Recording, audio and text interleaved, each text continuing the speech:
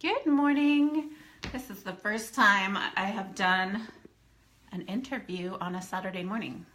But we've been running late. The last couple, or not late, but 2 weeks ago, or a week and a half ago, I was sick and we had to cancel. And my daughter was sick too. I probably could have powered through, but I also had a daughter home sick with me. And then last week, my poor interviewee tripped like half an hour before the interview, ended up in the doctor's office. She showed me a picture of her ankle swollen up, ginormous. So we'll hear more about what ended up happening with that when we reschedule. I think we're doing it Monday, so in 2 days. I have a couple of them packed up, so we're going to be doing some Fast and Furious because to make up for those. So I think we're doing 2 a week the next couple of weeks, so we'll stay tuned for that. Ooh, I saw an eyeball come up, but now it's gone. So Rosanne's going to join me in just a moment. As soon as she starts watching, then I will be able to invite her. The eyeball keeps coming off and on. Rosanne, are you there? Let's see if I'm able to invite you.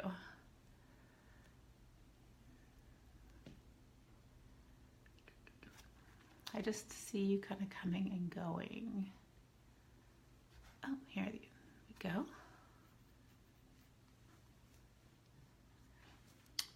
So it says I'm able to invite you, and hopefully she'll join us in a moment. So Rosanne, I met her through some online business websites where we were coordinating, and since Stella Dot is a sister company, yes, come join. Add as guest. Okay. Dot is our sister company. We're all under the Stella Dot family of brands. Keep, Collective, Stella Dot, and Ever Skincare. I wanted to hook up with her and see if maybe we could do some stuff together. And we still haven't done an event together, but we have connected a few times, and she's bought from me and I bought from her. And I'm just really glad, hi, that we got connected because she's such a lovely person. I was just introing you. Yeah. Talking about how we met, how we got connected. Sorry, I'm wearing this little scarf in large part because of her, because she was wearing it, and I was like, oh my God, I must have it. I'm such a scarf hog. I just want all the scarves. It's cozy. It is. Okay. It's like the freezing cold Seattle weather where it suddenly drops 20 degrees. We need some cozy. So I'm good. I'm pretending to be professional from like the shoulders up, but from the shoulders down, I'm still in my PJs and drinking my coffee. Hey, you know, I look the same way. So. All right, cheers. We're having our coffee. We were saying we'd like to do a coffee date. Well, now we've got it. Well, there. Yeah. Yeah. So let's see. Where do we want to start? We definitely, Rosanne has wanted to talk a bit about her breast cancer journey, which was, this is new for you. So when were you diagnosed? It is very new, and I'm thinking this morning, this is the first time I've really shared my story. So so hopefully I will be together. Keep the tissues close by. Yeah. So, well, I discovered my lump just by being in the shower, and that was probably the end of August, early September, right after we moved. And it was one of oh, that's kind of weird. But I mean, it was literally the size of a frozen pea. So it kind of, you know, and I showed my husband, and he was, you know, he panicked. But you know, life happens. We're working moms, we have kids, I work full time, and I didn't make an appointment right away. However, having said that, my first appointment was October 2nd. So it was about a month after I found it. And the doctor looked at it and felt it, and you could tell, I mean, I could tell. She was like, well, we need to get you in right away. So that was, so October 3rd, I had a diagnostic mammogram, and from there an ultrasound. And looking back, there was a little extra TLC that day from a lot of the people, so I think everybody knew, and I think I had a feeling as well. In October 5th, there was a biopsy, and then on the 10th, so October 10th, I was diagnosed. I was at work in the office, and I got a phone call, and literally it was, you have breast cancer. And so that was hard. I mean, I was by myself, and I had a meeting right after that, and not the right time. Having said that, I think I had somewhat mentally prepared myself, but I don't know that you can ever be ready. Oh my gosh, I can't even imagine. No. Um, Can I back up and ask you a question? So when you discovered the lump, were you doing regular self-exams, or was it just like you're showering and you were like, oh, what's that? I was not doing regular self-exams, which is now to tell everybody that, but it was in the shower, like, oh, I'm washing myself, and now I do them probably 10 times a day, 10 times a day, with a pattern or more, but 80% of breast cancers are found by women on their own. So that's at least the number out there. And so I really encourage doing a self-exam. And if you don't know what that means or where to look, you can easily Google breast self-exam. You can do it on YouTube, or there's so many great images out there. Really, you just want to look obviously around the breast area, but also by your lymph nodes. And lymph nodes are hard. They're kind of lumpy anyway. So I think the biggest thing is, honestly, before doing a self-exam, well, this would be part of the self-exam, but just know your breasts. Like, really look at them. Look at yourself in the mirror. Are they even? I mean, a lot of them are not, that doesn't mean anything, but just know what they look like. Know if you tend to have more concave breasts, if they tend to be like, just know you're normal. I think that's huge. Right. And you're normal. And then when something's a little bit off, that's your red flag, your alert going, and keeping an eye on it for a week or two. I mean, they do say sometimes women during your menstrual cycle, you're going to get a little bit more lumpy, and you're going to get, swollen. And so to kind of keep an eye on it like a week or two after to see if that changes. And if it doesn't, that's probably your cue to have it checked out. Yeah, I've actually had an area that every time on my cycle would get actually kind of achy and painful and more firm. And turns out I have some scar tissue around the area. So I think as it was swelling due to the hormones, it was pressing up against that scar tissue. On the realm of good news, FYI, apparently if it's painful like that, it's actually less likely to be breast cancer. Breast cancers are probably, you're not going to feel anything. So if you're feeling an achiness and it's making you panic, chances are, you should get it checked out, but chances are probably that it's not. So that's absolutely right. Yeah, it might be more of a fluid cyst or something else, but again, not 100%, but just it's not pain related at all. Right. So yeah. So I think in the last 2-3 weeks, I think my biggest takeaway really has been, really know yourself and know your family. Like, if you don't know, know your family history, not just breast cancer, but do they have a cancer history? Just know who in your immediate family, and then kind of go back a little bit, and just that's really helpful as well, just knowing that history. Did you end up getting the genetic test to see? I did, because one of the things they asked me when I first kind of met the oncologist was if I have Ashkenazi Jewish ancestry. Mm-hmm. And if you're Jewish, you'll know what that means. Yeah. They're two main branches. We'll call it branches. Yeah. Ashkenazi or Sephardic. And so Ashkenazi is just more kind of where they're from, so more Eastern Europe. And I do. So both my mother and father have strong Ashkenazi ancestry on both families. And so when I said yes, I could see my doctor said, "Are you sure? Are you positive?" And I said, "Yeah." I wasn't. Yes. you know, pretty sure, so I said, okay, well, we definitely want to do genetic testing. He didn't say why, but he just said, well, really, there's been a lot of studies where there's more of a correlation between Ashkenazi Jewish and kind of the breast cancer gene. And so even at that point, I was kind of like, oh, probably not. And so my testing came back, and I do carry the BRCA2 gene. So a lot of people hear BRCA1, BRCA2. I think Angelina Jolie was probably the first one that really came out with maybe that. I think that might have been the first time a lot of people heard about it, because I think when she discovered that, she decided to have a double mastectomy and her ovaries. Is that right? I don't remember. I remember it was in the news, though, like everybody was like, whoa, what, huh? Right. And that really kind of started that talk of being empowered as a woman, or men carry it as well. Just what do I do with that information?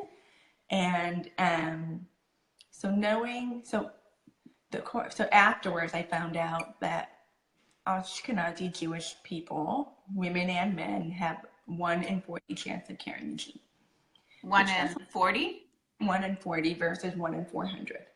Oh, interesting. So there is a pretty high number.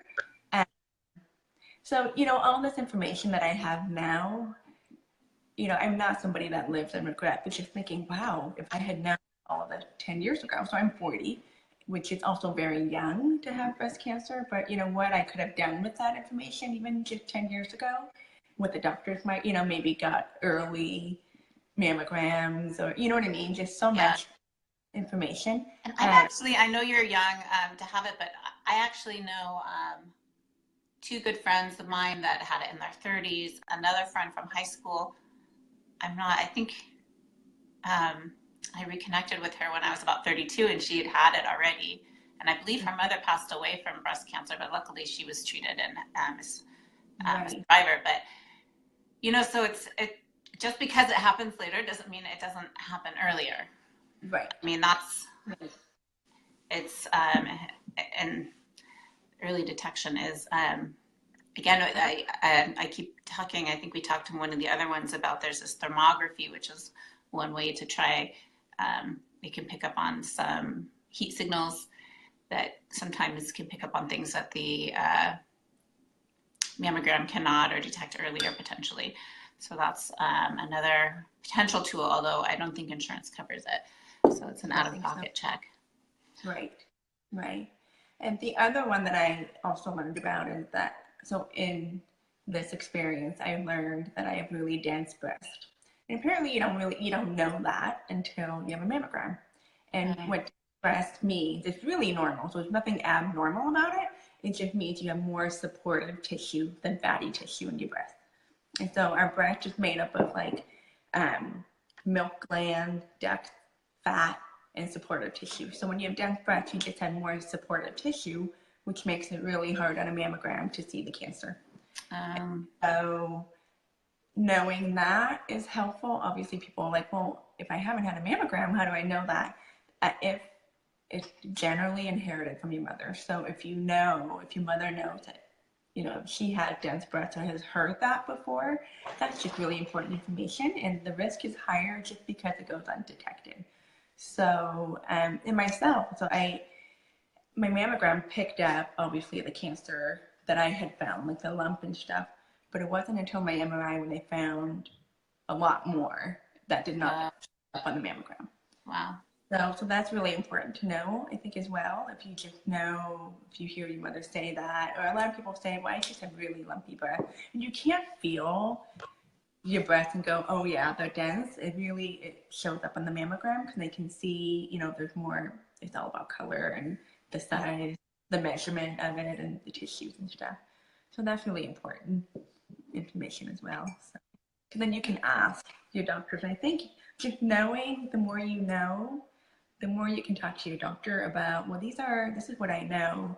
And together you can determine if you want to start a mammogram if you haven't had a mammogram. And I think the breast center, they're still talking about starting mammograms at 40. I'm finding that a lot of doctors are like general practice, oftentimes they don't recommend until you're 50. Oh, really? I thought it was 40. I thought it was 42, and it's really not unless you have risks or risk that they would do it earlier. So yeah, so if you have it in your family at all, I would get it checked, starting earlier. Exactly. And again, I didn't, if had I known, those are things I would have talked to my doctor about. And the BRCA gene, I'm kind of backtracking here, is not only breast cancer. So is ovarian cancer, pancreatic cancer, is related to so many other different kinds of cancer. Okay. So if you look up that gene, that's why so many women, they opt to do a mastectomy or they remove their ovaries if they know they have the gene, because they kind of want to be proactive. There's so much debate about that, whether that's needed or not. But again, it's more, I think it's so great that we can be empowered to decide ourselves what we want. And I want to throw out one more thing about genetic testing, and this is more for a pregnancy. I know I have Ashkenazi Jew on one half of my family as well, and that was something that they asked when I became pregnant, and I think they did some testing, when, can't remember if it was before I got pregnant, was trying to get pregnant, or when I was pregnant with my first. But I did go through some testing, and they looked for some of the big ones. And I have a girlfriend that I know whose second child, oh shoot, now I'm going to blank on the name of the condition that he had. If I think of it, I'll put it in the comments. But it's very rare, but it's more common, again, in Ashkenazi Jewish background. And both she, I guess, and her partner were carriers.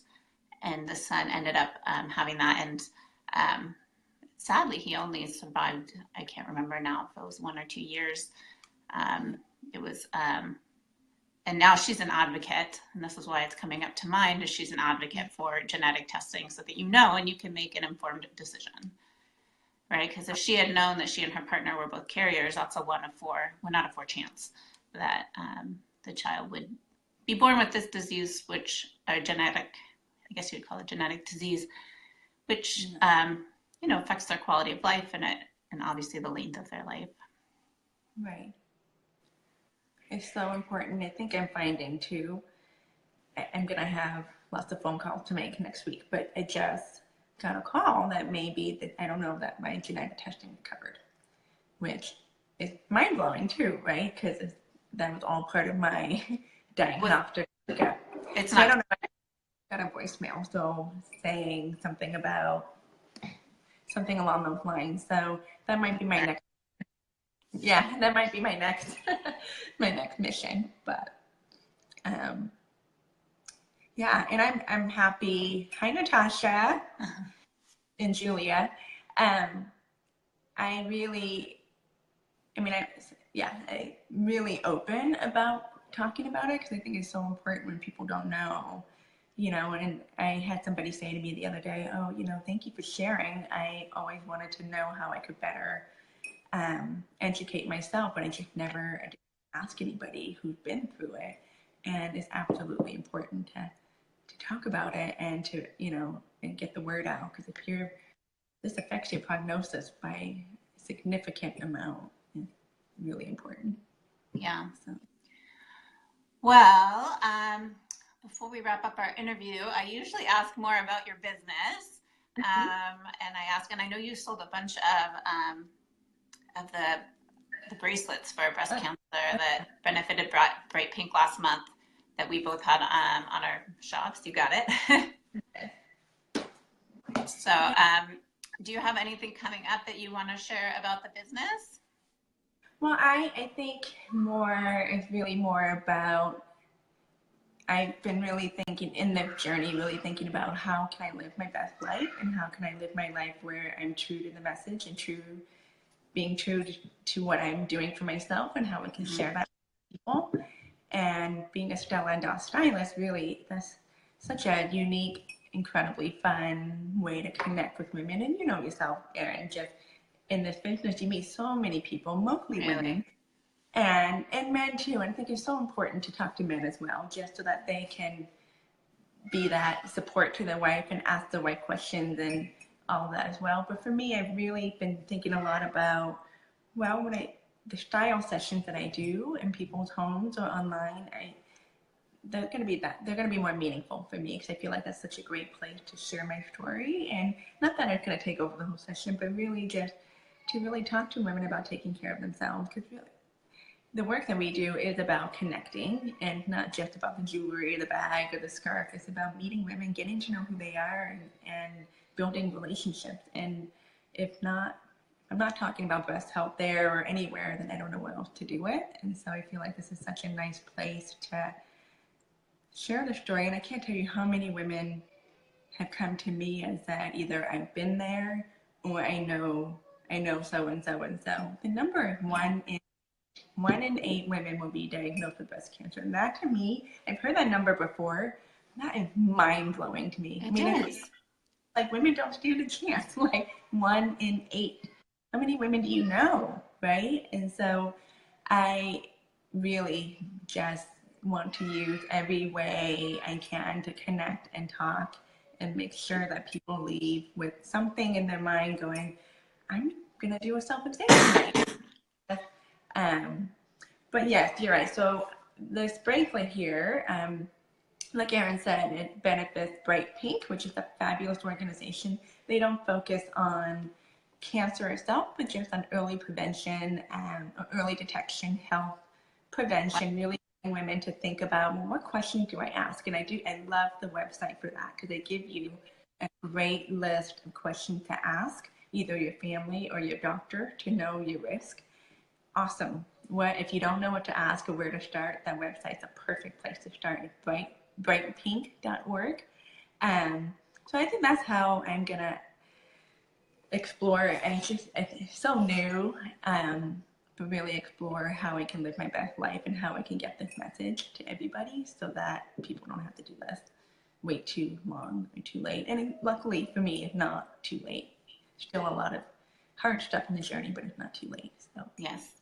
Well, our hearts are with you, and we wish you all the best, and that you have a smooth and as easy a treatment and recovery process as possible. Thank you, Erin. I'm really looking forward to using my lavish lotion for after my surgery. It's going to be perfect. So yes, I do hear good things. Lavish and smooth both. For when undergoing chemo, apparently the skin just gets very dry and very sensitive. So I've heard good things about both those products. And actually, someone was saying, it's another breast cancer survivor who's an Ever specialist and a nurse down in Texas. And I believe she was telling me a story that she had someone who was, no, I don't remember if they were going through breast cancer, but they were in hospice for some reason. And that was one of the things they wanted was their Ever products. And I think it was just like, they just want to be soothed and have some pleasurable experience, during those tough times.